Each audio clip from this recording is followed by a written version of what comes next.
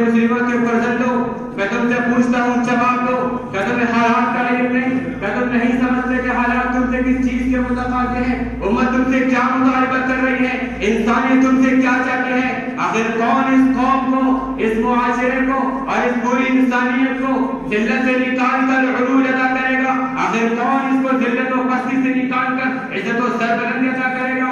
آخر کون ظلم و ستم کا خاتمہ کر کے عدل انصاف قائم کرے گا؟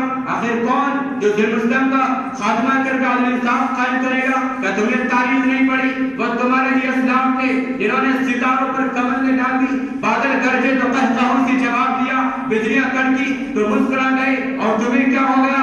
تمہارا قبر استغنا کہا گیا؟ وہ تمہارے اندر صدیق کا ایمانی چراغ کیوں مان پڑ گیا اور جذبہ فاروقی کیوں چل پڑ گیا؟ کیا تمہیں نہیں معلوم کہ صلاح الدین ایوبی تمہارے ہی اسلاف میں سے تھے؟ کیا تمہیں نہیں معلوم کہ طارق بن زیاد تمہارے ہی اسلاف کا ایک بڑے کا خدا تھا جو دریا کا سینہ چیرتے ہوئے اندلس کی سرحد میں جا گزرا، اور جس نے اپنی کشتیوں کو صرف اس لیے چلوایا کہیں اللہ پر اعتماد میں کمی آنے کی وجہ سے اس دلوں کی طرح بھاگ پڑے ہو؟ کوئی اندازہ کر سکتا ہے اس کے زور بازو کا، کوئی اندازہ کر سکتا ہے اس کے زور بازو کا؟ نگاہ مرد مومن سے بدل جاتی ہے تب بھی ہے۔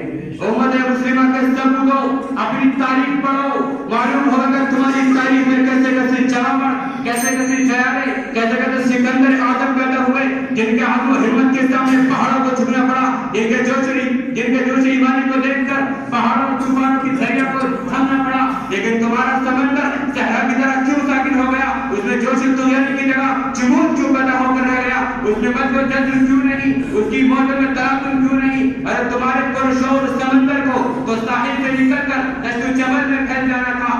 اٹھو، کمر بستہ ہو جاؤ، میدان کارزہ میں کود پڑو، غفلت کی چادر اٹھا پھینکو اور پھر علامہ اقبال کے خواب سے تعبیر کرو، اسی دریا سے اٹھتا ہے، اسی دریا سے